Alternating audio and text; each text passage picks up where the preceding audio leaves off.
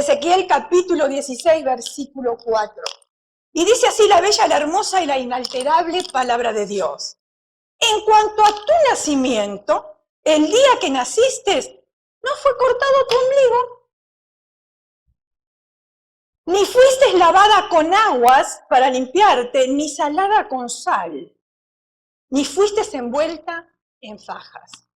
Y vamos a estar explicando esto que dice el versículo para que podamos entender el corazón de Dios y que el Señor bendiga esta porción de su palabra. ¿Amén? Este versículo nos relata a nosotros la historia de un nacimiento, como hemos visto, ¿verdad? Muy bien. ¿Quién era aquella niña huérfana, aquella niña sucia y destruida que había sido abandonada? ¿Quién era? ¿A quién se refiere este versículo? ¿Saben quién era? Ni nada más ni nada menos que la ciudad de Jerusalén.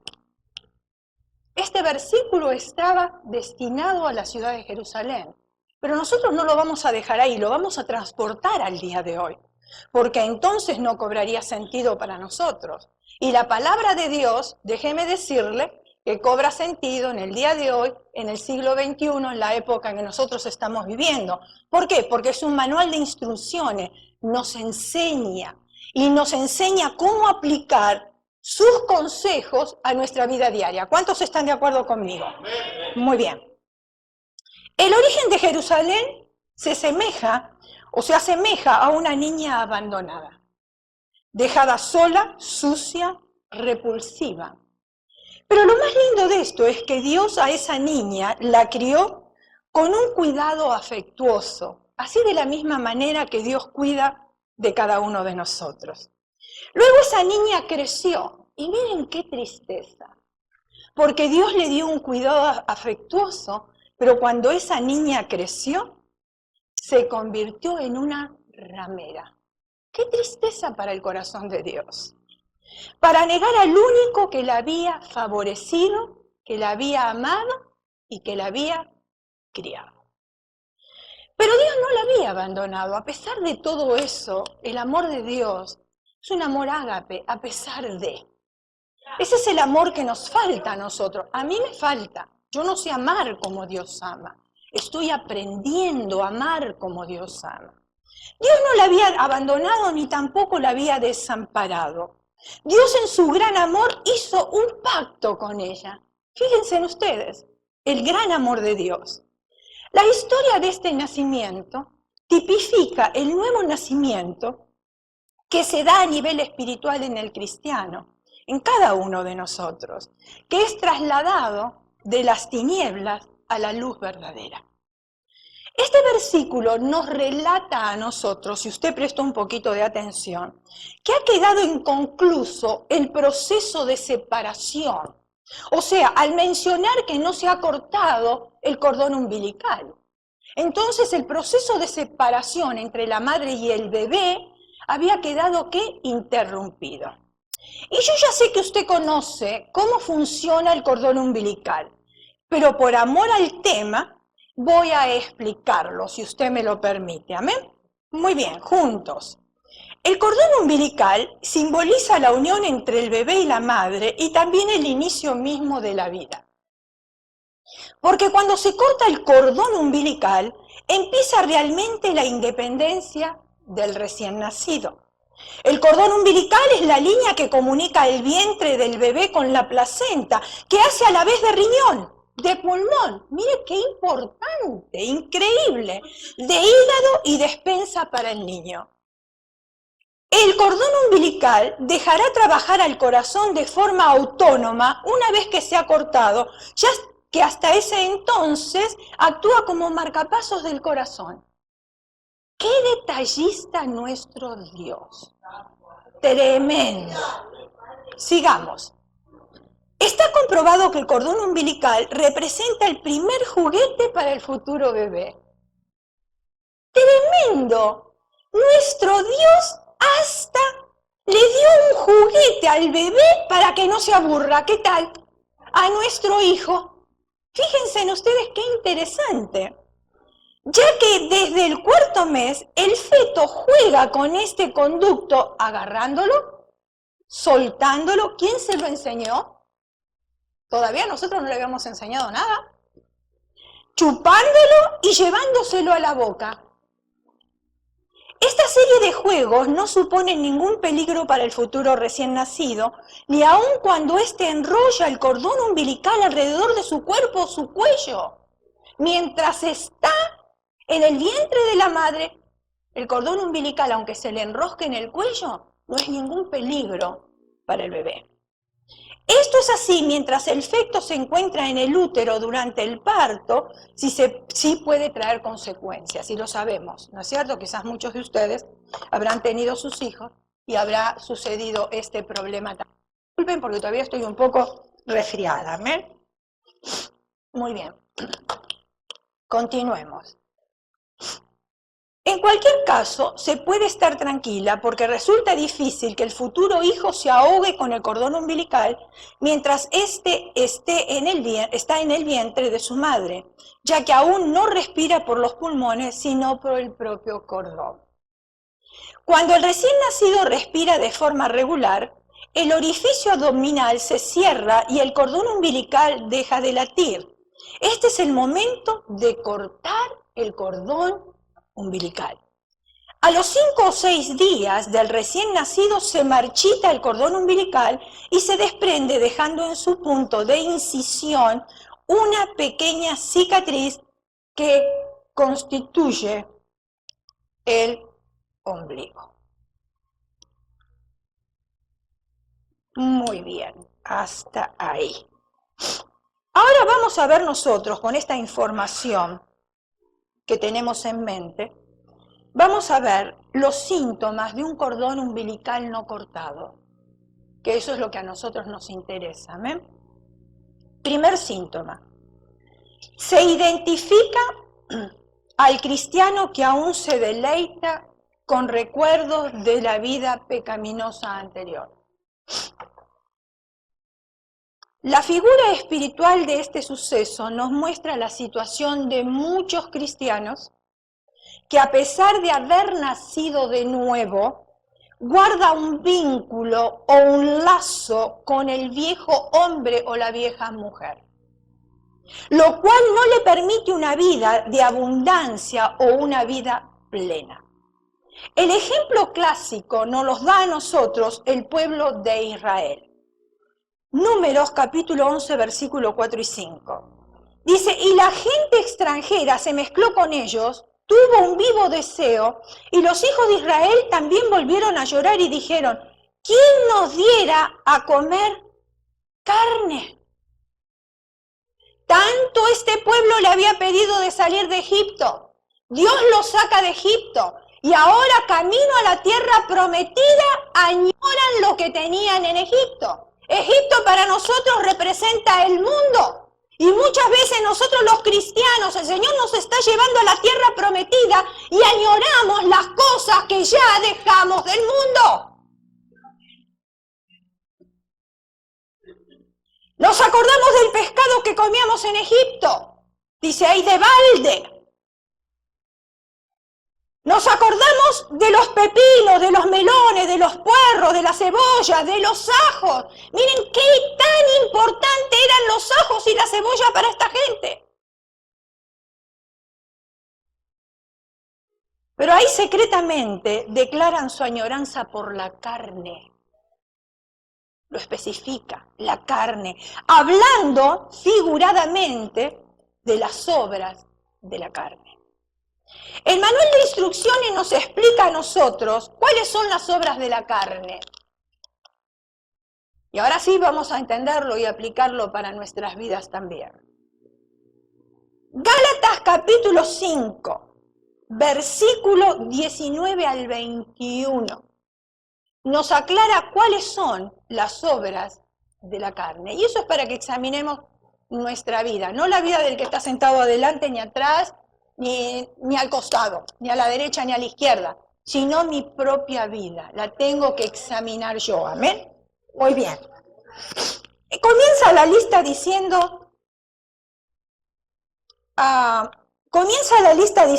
adulterio, porque ahí están todas las obras. ¿Qué es adulterio o qué entendemos por adulterio? Adulterio es la relación sexual de una persona casada con otra que no sea su cónyuge. Y hoy está a la orden del día, y no se salvan ni los pastores, no se salva nadie. Tampoco se salvan los líderes de alabanza, ni se salva la congregación. Porque tenemos que ser honestos con nosotros mismos. Después la lista continúa diciendo fornicación. ¿Qué es fornicación? Mantenimiento de relaciones sexuales fuera del matrimonio. Inmundicia. Y nosotros ahora, aparte de examinar nuestra vida, estamos mirando también nuestra sociedad y lo que rodea a nuestra sociedad. Porque a veces la sociedad grita mucho más fuerte que la voz de la iglesia. Y la sociedad quiere entrar a la iglesia y entró, porque nosotros se lo hemos permitido. Y nosotros no gritamos tan fuerte para espantar a esa sociedad de nosotros. Inmundicia, suciedad, basura. Lascivia, y eso está a la orden del día hoy, la lascivia. Deseo excesivo, apetito de una cosa. Propensión excesiva a los placeres sexuales. Yo no sé si usted habrá notado en los medios de comunicación. Usted está viendo que muchas de las personas que tienen capacidad, que tienen años, que tienen carrera y personas que saben hablar, y estoy hablando de un léxico muy bien, de pronto desaparecen de la televisión. ¿Por qué? ¿Por qué desaparecen? Porque tienen capacidad para estar ahí, pero ya no llaman la atención, porque los años van pasando, el cuerpo va cambiando. Entonces es mejor colocar a alguien que llame la atención, una 90-60-90, que no sabe hablar, pero que muestra todo, y al público eso es lo que le gusta. No tiene conocimiento, no tiene carrera, pero conquista a los que están sobre ella con otras cosas. Y esas son las informaciones que tenemos nosotros en los medios de comunicación. Y no me diga que la lascivia no está al orden del día. La lascivia y el dinero es lo que ahora rige el mundo, tristemente. Después hablamos de idolatría, de hechicerías. Idolatría no solamente es tener, ¡ay, fui a comer comida china y me traje al Buda! Pobre panzón, ¿cómo lo iba a dejar solo? Me lo llevo a mi casa, para que esté de adorno ahí, para que todo el que venga lo vea, que fui a comer comida china. Aparte de subirlo a Facebook para que todo el mundo se entere que estuve comiendo comida china, ¿no es cierto? No estoy hablando de eso, porque a veces no tenemos al panzón en la casa, pero tenemos adoración al automóvil, adoración a nuestro cónyuge, adoración a nuestros hijos, adoración a la casa, adoración a la ropa, ¿o no? Y vienen a formar ídolos de todas maneras. ¿Qué si hablamos de hechicería?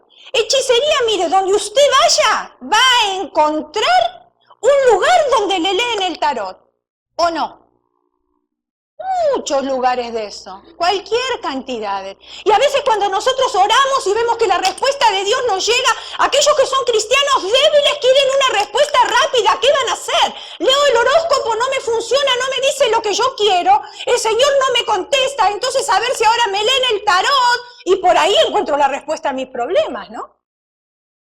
Y por supuesto que alguien le tiene que algo le van a tener que decir, ¿sabe por qué? Porque usted le está pagando. Usted no puede salir de ahí sin una respuesta. Si usted le está pagando.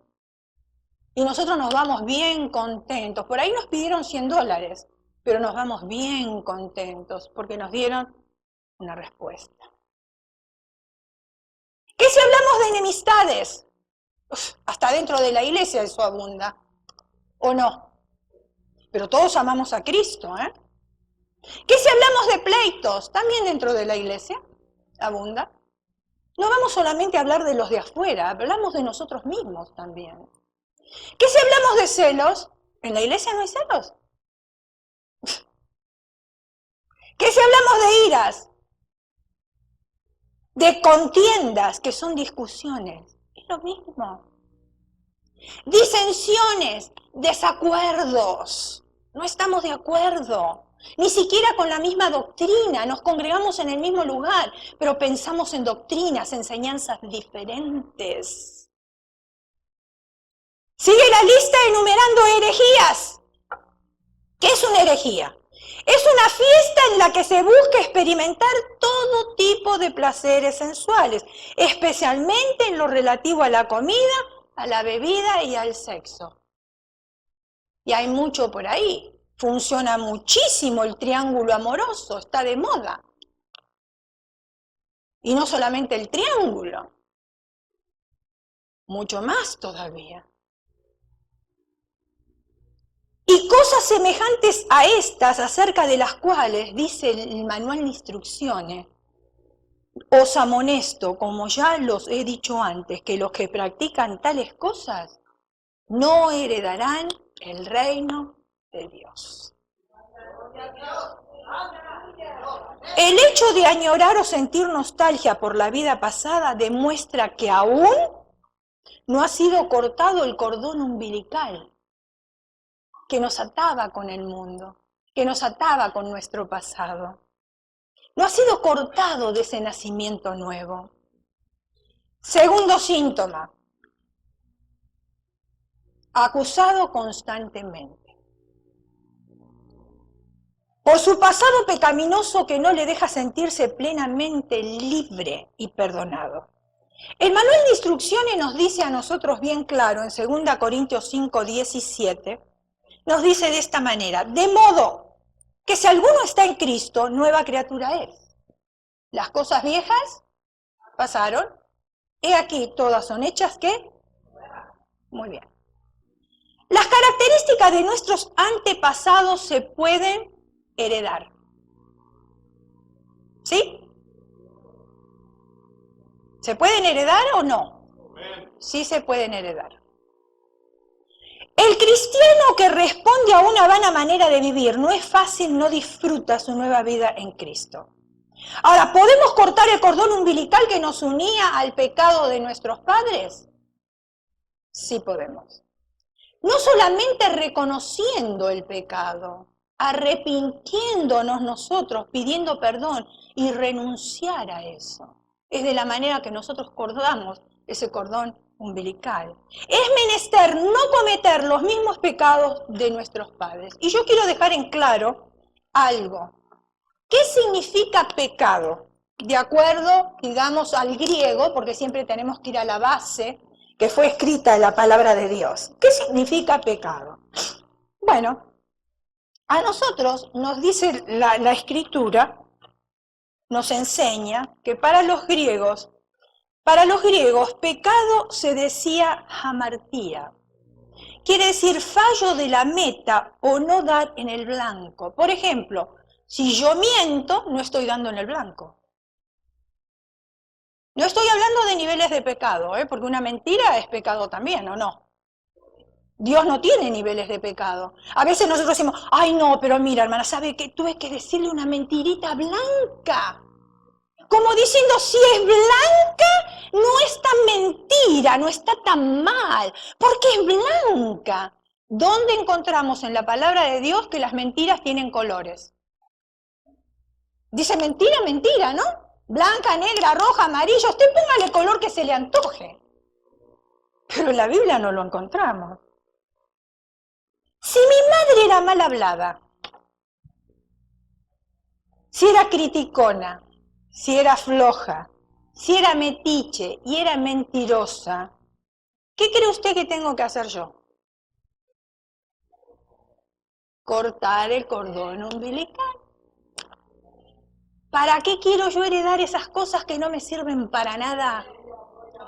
Si mi padre era alcohólico, drogadicto, jugador, mujeriego, violento, peleador, ¿qué cree usted que tengo que hacer? Chap, chap, chap, chap, chap. Cortar el cordón umbilical, porque no me sirve para nada. Tengo que luchar sometiéndome a Dios para despojarme de esa genética que no me edifica en absoluto. La Biblia no es un libro de prohibiciones, entiéndalo bien mi hermano, porque muchos no quieren acercarse a Dios porque creen que la Biblia es un libro de prohibiciones. La Biblia no prohíbe nada y lo deja bien claro en 1 Corintios 10, capítulo 23. Todo me es lícito, todo me es permitido, pero no todo me conviene. Todo me es lícito, pero no todo me edifica. Otra vez. ¿Me está permitido tomarme un vaso de vino? Sí, ¿por qué no? Pero si yo no tengo la autoridad sobre la bebida, es mejor que no lo haga porque no me conviene.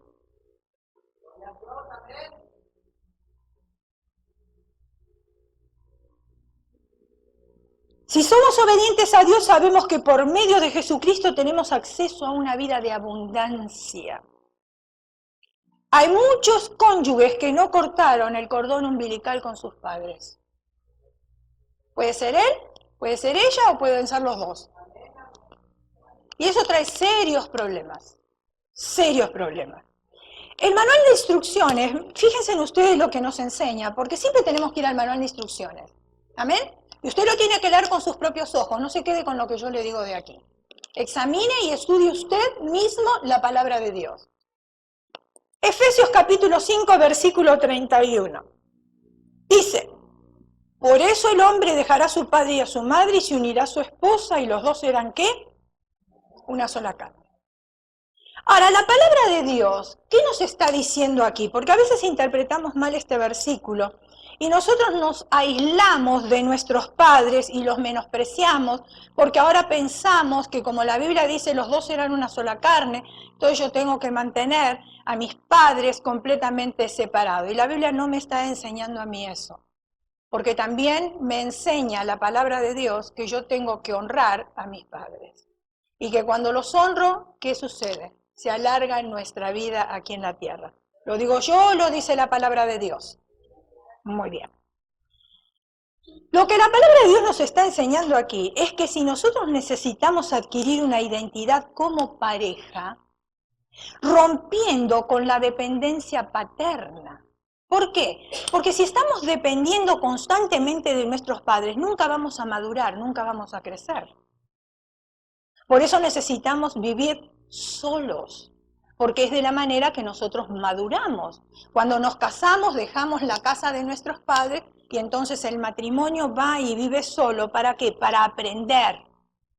Aprender lo que es el dinero, lo que es vivir en pareja y todo lo que conlleva una vida diaria. Pero si vivimos con nuestros padres, toda necesidad va a ser suplida y nunca vamos a aprender. Y eso es lo que la palabra de Dios a nosotros nos quiere enseñar. Entonces tenemos que romper con la dependencia paterna y adquirir en la plenitud el equilibrio en Cristo. Y esto lo vemos en el orden que Dios le dio a Abraham. Y escuche bien y preste atención. Génesis capítulo 12, versículo 1. Dice, pero Jehová había dicho a Abraham, vete de tu tierra, de tu parentela, dos cosas, ¿y qué otra cosa? Y de la casa de tus padres. Tres cosas le dijo. Tres cosas sumamente importantes. Pero ¿qué significan ahora estas tres cosas? Porque si yo lo leo literal este versículo, me está diciendo a mí, me voy, me olvido de todo y entonces ahora yo hago lo que se me antoja y me olvido de lo que quedó atrás. No me está diciendo eso ahí. Yo tengo que examinar qué me está diciendo. Estas tres cosas específicas que Dios le ordenó a Abraham, primero le dice, vete de tu tierra. ¿Qué le quiso decir con eso? ¿Qué le quiso decir? Rompe con el mundo aquellas cosas que te apartan de mí. No es necesario dejar la tierra natal, no necesariamente, sino romper con aquellas cosas que nos apartan del Señor. ¿Me lo está entendiendo? Vete de tu parentela. ¿Qué está diciendo? Corta la relación, no te acuerdes más, ni le llames por teléfono, ni le mandes una carta. Olvídate completamente. No está diciendo eso. Está diciendo renuncia a tu genética. de aquellas cosas culturales que has aprendido de tus padres y familia que no te edifican. ¿Acaso nuestros padres hicieron todo perfecto? ¿Cometieron errores? ¿Aprendí de los errores de mis padres? ¿Los voy a volver a cometer? Sencillo, fácil. 1 más 1 es 2. Es exactamente lo mismo. Y después le dice, y de la casa de tu padre. ¿Qué está queriendo decir ahí? Porque ya le había dicho, vete de tu parentela. Pero ahí especifica, de la casa de tu padre. Le está queriendo decir, cambia de cobertura. Ahora tu cobertura es Cristo. Cambia de cobertura. Tu cobertura es Cristo. Tercer síntoma de un cordón umbilical no cortado. Maltrato psicológico. Este síntoma, esto es muy personal mío, nada tiene que ver la Biblia con esto, es algo que yo creo, lo aclaro. Este es un síntoma que está practicando nuestro presidente, aparte de promover la violencia. Se quedaron en silencio, ¿eh? ¿Tienen temor de decir sí, no?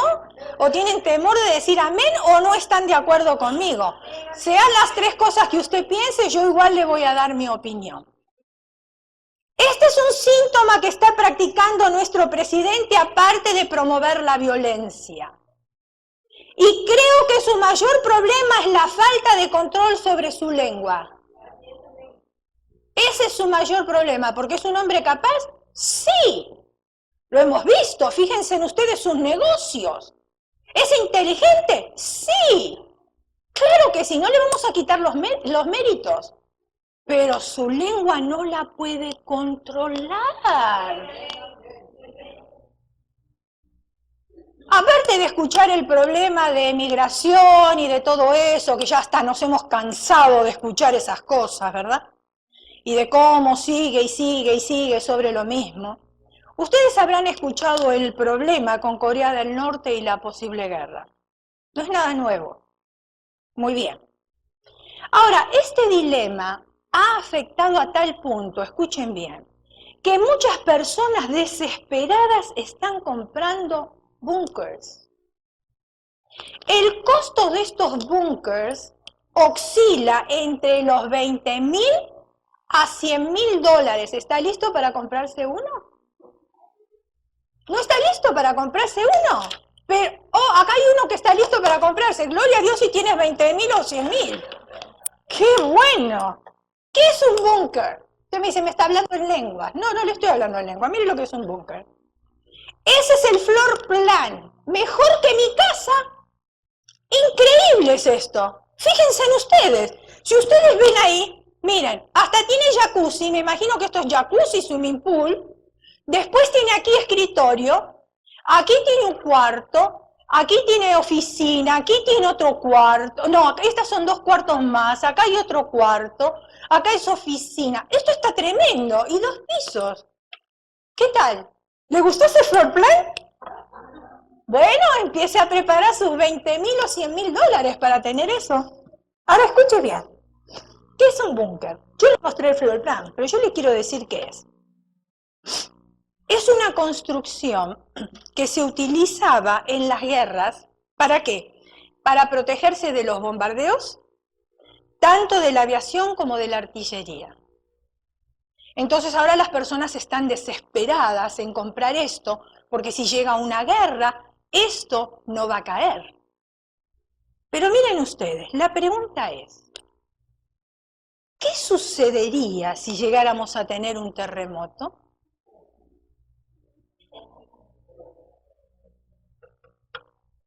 ¿Qué sucedería? ¿Está el búnker preparado para este fenómeno de la naturaleza? ¿O se lo traga la tierra con swimming pool y cuartos y todo? Y con los $20.000 y los $100.000. Y déjeme decirle algo más. No solamente los $10.000 y $20.000. Después hay que equiparlo adentro, con todos los artículos necesarios para sobrevivir. Porque usted no va a poder salir, yo no voy a poder salir de ahí a comprar. Tengo que tenerlos ahí, ¿no? Acumulados. Entonces, ¿cuánto me va a costar? Pero si se abre la tierra, bye bye mis $20.000 y es lo más baratito que puedo comprar, ¿verdad? Estas compañías que están fabricando estos búnkers se están enriqueciendo. Y hay un dicho que dice, a mal revuelto, ganancia de pescadores. Siempre sucede lo mismo en todas las cosas. Muy bien. Yo dije que el maltrato psicológico es del presidente de la manera suya de hablar. Pero volvamos a nosotros. Hay relaciones que se tienen que cortar y hábitos que necesitan amputarse de la vida cristiana.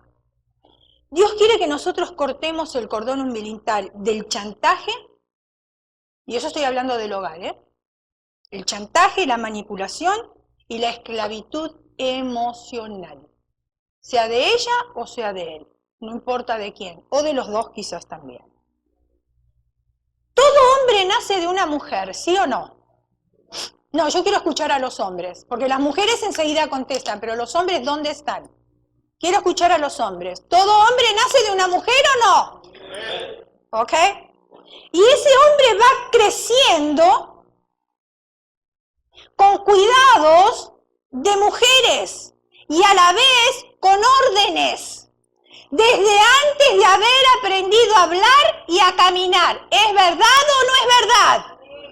No, yo quiero escuchar a los hombres. ¡Qué débiles se amén, Dios mío! ¿Están aquí o no están aquí o no les conviene? Ok, quiero escuchar. Quiero escuchar. Muy bien. Ahora, déjeme decirle, varón, que usted va a seguir recibiendo esas órdenes, directa o indirectamente, a lo largo de su vida. I'm sorry, brother. Procedente de mujeres que se le van cruzando en el camino. Madre, abuela, tía, prima, amiga, novia, esposa, hija. ¿Usted no va a poder evitar el nacimiento de una mujer?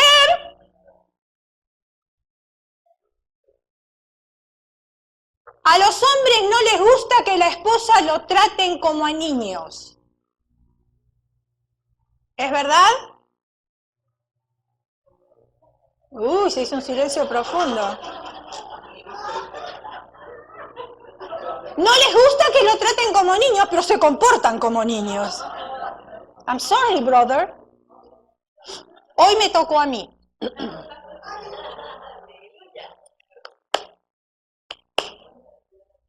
Un matrimonio que nos vino a visitar la semana pasada, ustedes lo oyeron con sus propios oídos, testificó aquí que a ella le impactó un mensaje que escuchó de mi persona en la radio y que dijo especialmente que nosotros no tenemos que tratar a los hombres como niños. Y es verdad, pero a algunos hay que tratarlos como niños. Hay hombres que no saben llevar sus cuentas, lo tienen que hacer sus esposas. Hay hombres que parecen pulgarcitos, dejan todo tirado, una blusa acá, un pantalón allá, y la mamá, que es la esposa, tiene que venir y recoger.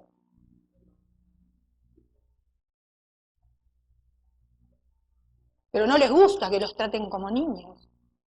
Entonces empiecen a crecer y sean adultos.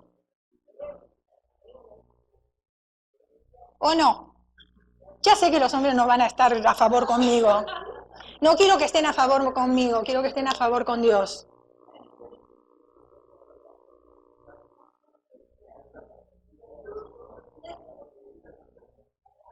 Hay hombres que no comen si su esposa no les prepara la comida.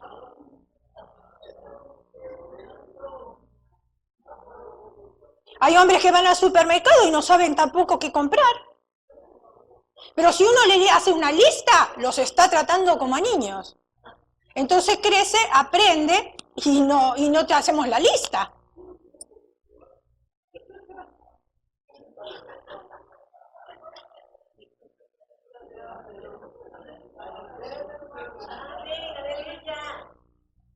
Escucho a las mujeres, no los varones. No les gustó.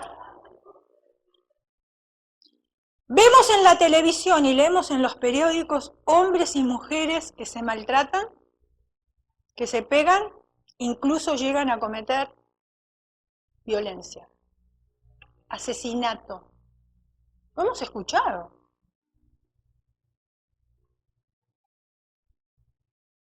¿Saben qué es la violencia? Se lo voy a explicar para que lo entienda. La violencia es signo de debilidad. El hombre siempre tiene más fuerza que la mujer. Y un hombre violento porque es un hombre débil, es un hombre cobarde, porque no sabe cómo tomar decisiones. Y entonces comienza a golpear puertas, se va como si se lo lleva el diablo. Y enseguida empuña la mano. La persona violenta es tan débil, tan débil, tan débil que no puede controlarse a sí misma. Y a esto la Biblia lo llama falta de dominio propio. Eso es lo que tiene nuestro presidente, no tiene dominio propio sobre su lengua.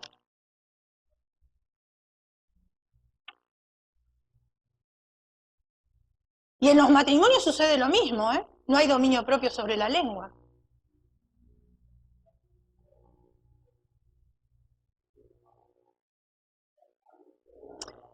Las personas dicen, es que usted no sabe, pastora, es que me provocó a ira.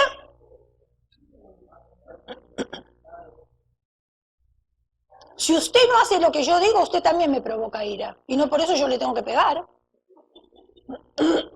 O viceversa, ¿no es así? ¿No funciona así? ¿Funciona así o no funciona así? ¿No quieren estar de acuerdo conmigo? ¿Qué les pasa? ¿Tienen miedo?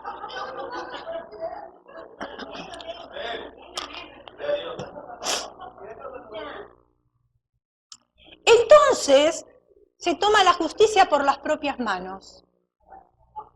Abuso psicológico, o sea, de palabras. Puede ser abuso físico, violencia, golpeando puertas, rompiendo paredes, rompiendo cosas. Y otros cometiendo asesinato. Pero después quieren que lo reconozcan como el macho men. Será el macho menos. Y debido a estas situaciones, las mujeres en años atrás, yo no digo ahora, ¿no? Pero años atrás las mujeres fueron aplastadas por el detestable machismo.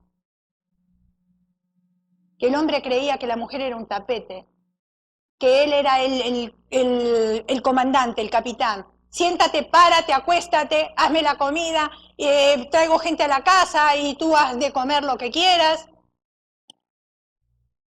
Entonces ahora la mujer se rebeló y al rebelarse, en vez de adoptar el término medio, que es lo que Dios demanda de nosotros, yo no voy a dejar que me pisoteen, pero tampoco voy a adoptar la liberación femenina. Las dos cosas están completamente en desbalance y en desacuerdo con Dios. Las dos cosas. Pero de acá saltamos acá por el detestable machismo. Continúa diciendo la Escritura, sigamos analizando. Juan, lavado con agua. Si leemos al principio decía que teníamos que cortar el cordón umbilical y también lavados con agua. ¿Qué quiere decir lavados con agua? Ya sabemos que cuando un bebé nace, lo primero que hace la enfermera es ¿qué? Lavarlos, bañarlos, ¿no es cierto? Y una de mis nueras, Katrina, para los que lo conocen, ella es enfermera, ella está trabajando justamente recibiendo los bebés que nacen. Y sí, los bañan y se los dan a la mamá. Y a veces cuenta cada historia que a mí, la verdad, me hace reír. Y es ridículo las cosas que se escuchan, ¿no? Por ejemplo, una de las mamás que tuvo su bebé tenía alrededor de unos 20 años, una chica joven. Después que tuvo el bebé, todo salió bien, la mamá estaba bien, el bebé estaba en su cuna y las enfermeras los estaban atendiendo. Entonces, cuando entra mi nuera al cuarto donde se encontraba la mamá, le dice la joven de 20 años, ¡ay! Yo en esta cama no puedo dormir. Yo tengo que dormir en mi propia cama, así que yo me voy a ir y el bebé que se quede. Se levantó y se fue. Y en el corredor decía, bye baby, you know I love you. I'll see you. Bye baby, you know I love you. I'll see you. Pero daba un paso adelante, no volvía para atrás.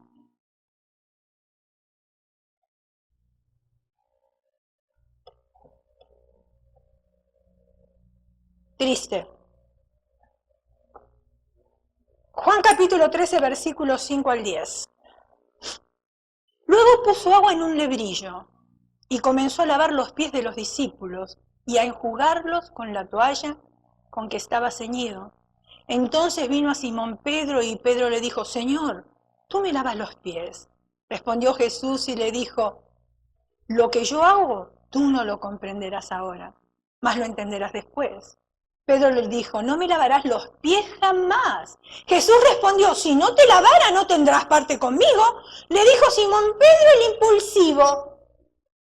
Miren lo que le dijo. No solo mis pies, sino también las manos y la cabeza. Jesús le dijo, el que está lavado no necesita lavarse.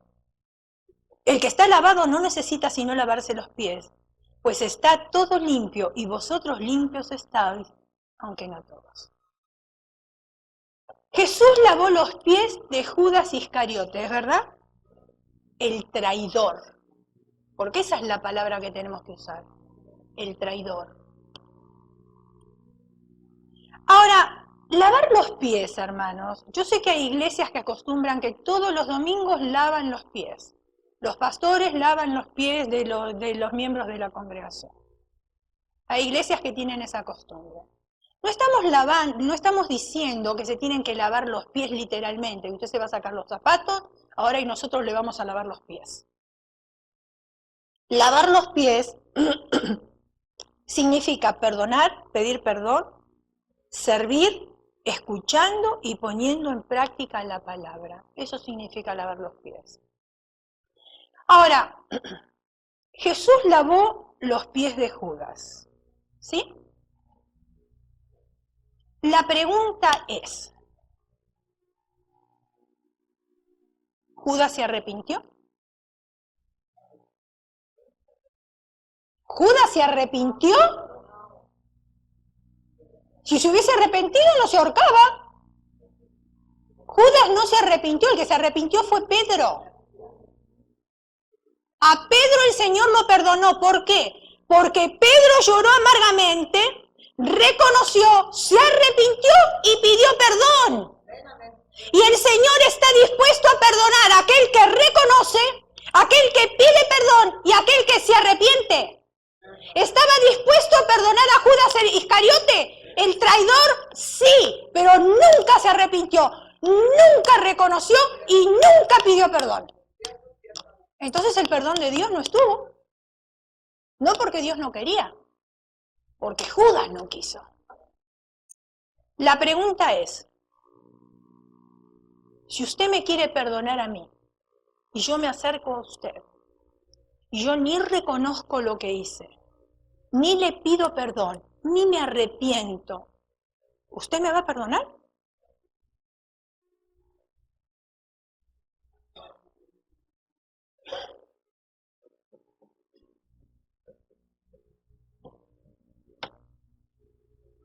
Hay personas que tienen el hábito de pedir perdón. No quiere decir arrepentimiento. Ay, perdóname. Eso para mí no me sirve, porque no veo arrepentimiento en la persona. Pero siguen cometiendo el mismo error. Entonces, ¿de qué me sirven que me digan perdóname? Si están cometiendo el mismo error todo el tiempo. O sea, el Señor es manso. Él nos perdona y nos perdona, pero usted riéguela todas las veces en las mismas cosas y vamos a ver si Dios perdona.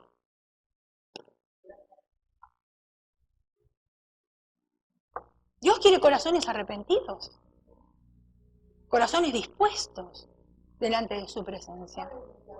Si nos arrepentimos y pedimos perdón, Él nos perdona. Claro que sí. Y Él nunca más nos va a condenar por ese pecado. Y lo dice la palabra. Si nos arrepentimos, Él es fiel y justo para perdonar nuestros pecados y limpiarnos de nuestra maldad. Recordemos que si bien es cierto que tenemos un Padre amoroso, también muestra su justicia. Lavar los pies nos habla del proceso de ministración constante para que podamos tener parte con el Señor. O sea, el perdón constante. Y tenemos que aprender a arrepentirnos para tener un perdón constante. La siguiente etapa en el proceso del corte umbilical, de acuerdo a Ezequiel capítulo 16, versículo 4, es el ser frotados con sal. La sal se ha usado por miles de años para dar sabor y para preservar alimentos, ¿es verdad? Muy bien. En la antigüedad, la sal tenía mucho valor. Escuche bien porque esto es importante. Era muy preciada y se acostumbraba a darle a los soldados del ejército romano parte de paga con sal. ¿Usted quisiera que ahora le den parte de su paga de toda la semana con sal? Usted va a decir, ¿para qué lo quiero, no? Ah, pero era costumbre de aquella época. De ahí viene la palabra salarium, que es lo que conocemos hoy en día como salario, paga.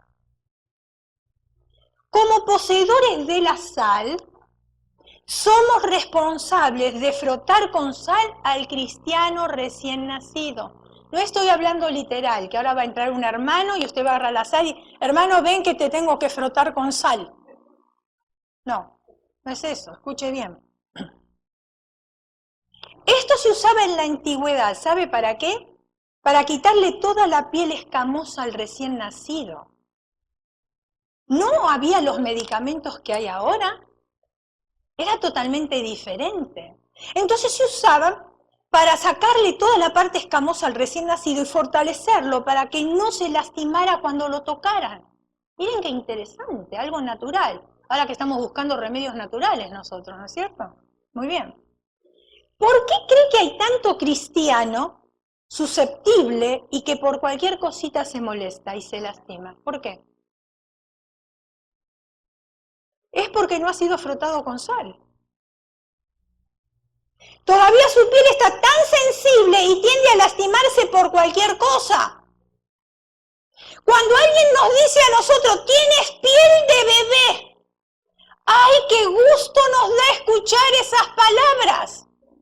Tienes piel de bebé, pero escuche bien, lo tomamos como un halago. Y permítame recordarle que la piel de bebé no tiene nada de bonita. Es arrugada, es escamosa, es roja y se despelleja. Ay, pero nosotros lo tomamos como un halago, ¿verdad? Hay tanta gente que se debería frotar con sal porque son sensibles y no se les puede tocar. No se les puede corregir, no se les puede amonestar, no importa lo que se le diga, enseguida se irritan y se ponen a la defensiva. No fueron frotados con sal. Cuando una persona ha sido frotada con sal, no necesita que nadie mencione su nombre para sentirse bien. Uy, la pastora no me nombró. Nombró a otras hermanas, pero de mí se olvidó. Déjeme decirle que mi mente es bien finita y yo me puedo olvidar. Pero si usted está frotado con sal, usted no se va a molestar. Porque no importa que yo no la nombre, pero a Dios no se le olvidó su nombre. Nadie tiene que darle reconocimiento para saber que tiene valor. No necesita que le hagan cumplidos para sentirse amado. Aquella que está flotada con sal. La sal también sirve para sanar heridas. Como la sal de la tierra que somos, estamos llamados a ser sanadores de heridas. Pero nos gusta aplastar las heridas de otros. en vez de sanarlas. La iglesia es una sala de emergencia. Aquí llegamos todos porque todos estamos enfermos. Y necesitamos del gran médico.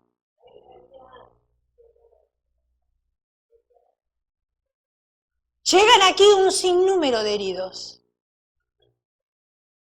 Nuestro trabajo es atender esas emergencias y brindarle los primeros auxilios para luego darle seguimiento hasta que las heridas estén completamente sanadas. Dos de las cualidades de la sal que Jesús tenía en mente eran su poder de conservación y la calidad de dar sabor y sazón. Hablando con la hermana Aguilar, te estaba diciendo, hermana, todavía se está alimentando a través del suero. Me dice, no, ya me están dando alimentos, pero ¡ay, qué feos que son! No me pasa, no me dan ganas de comerlo. Claro, si están desabridos, están sin sal. Le falta la sal y no tiene sabor. Claro, ustedes le ponen los chiles, pero yo no le pongo chiles. Entonces para mí no tiene sabor. La última etapa de corte umbilical, cobertura. Ni fuiste envuelta en faja, en otras versiones dice pañales, que significa cobertura.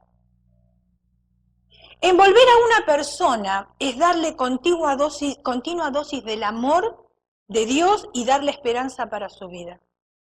Es orar continuamente por esa persona. Esa es la cobertura.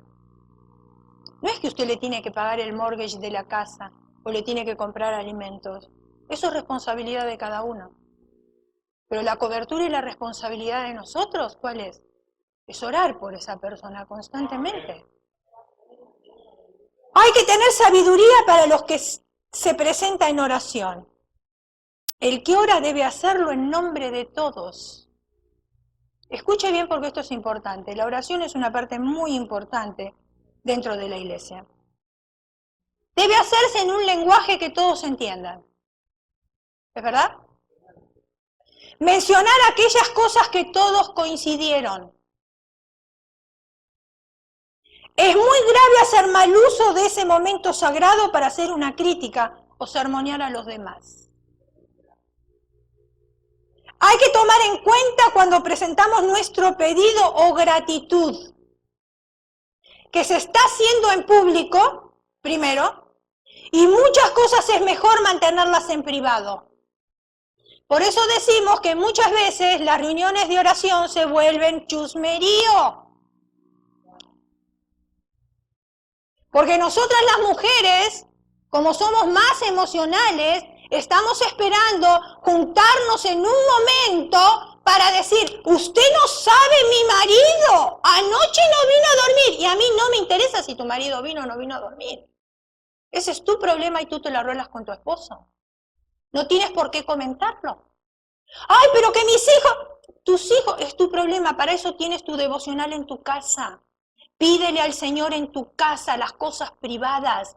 Cuando vengas en público, si tú quieres hacer mención de tu hogar, di, oren por mi familia. Suficiente, no tienes que entrar en detalles.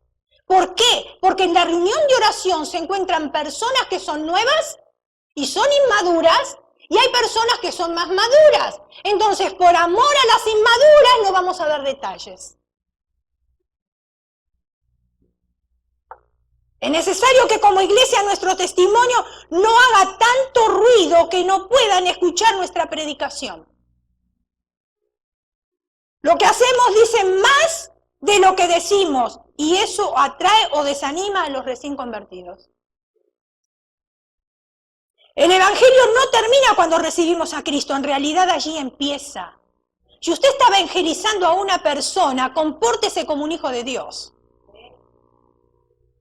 No sermoneando a la persona.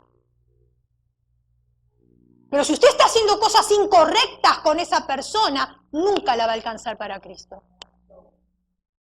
Porque de su boca sale una cosa, pero sus actitudes y su testimonio dicen totalmente otra. Ay, pero yo le estuve evangelizando, le invité a la iglesia, pero no quiso venir.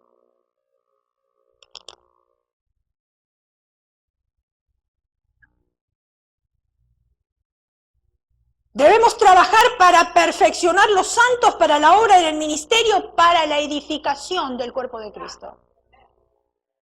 El Evangelio no termina cuando recibimos a Cristo, en realidad ahí empieza.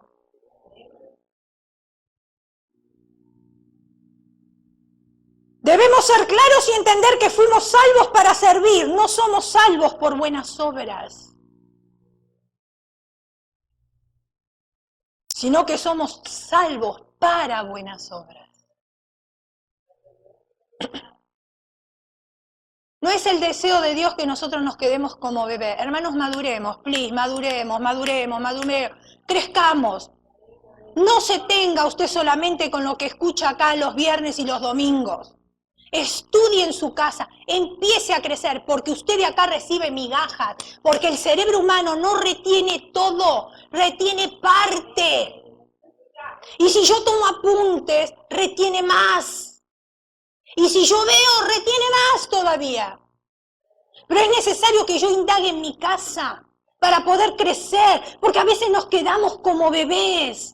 Y el Señor quiere personas grandes, hermosas, que se alimenten y alimenten a otros y que no se olviden de dónde los rescató.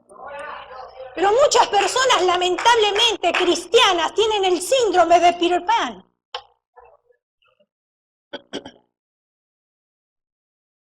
Son aquellos que se han quedado anclados en su infancia y no crecieron.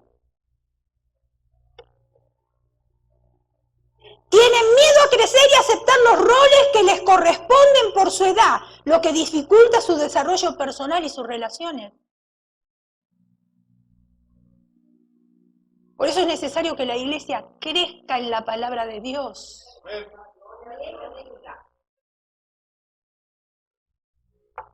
La administración es de vital importancia para alcanzar la vida en abundancia que Dios desea para nosotros.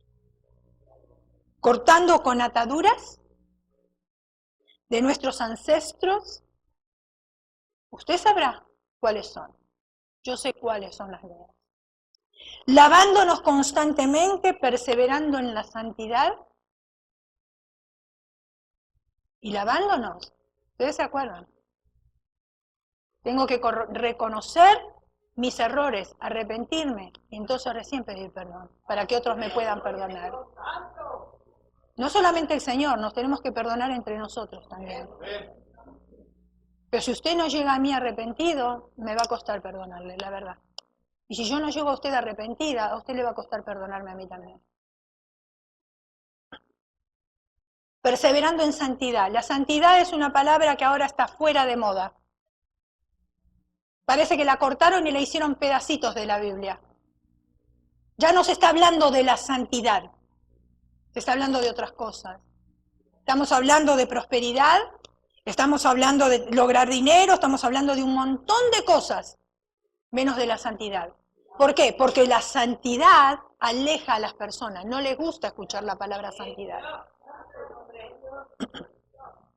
Y siendo cubiertos por ministros legítimos de Dios, examine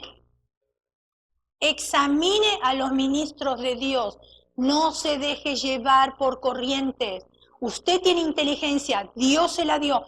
Tiene discernimiento de espíritu. Y usted examine quién es el verdadero ministro de Dios. Y si usted ve que no es un ministro de Dios, huya. Y rápido, antes que usted se infecte.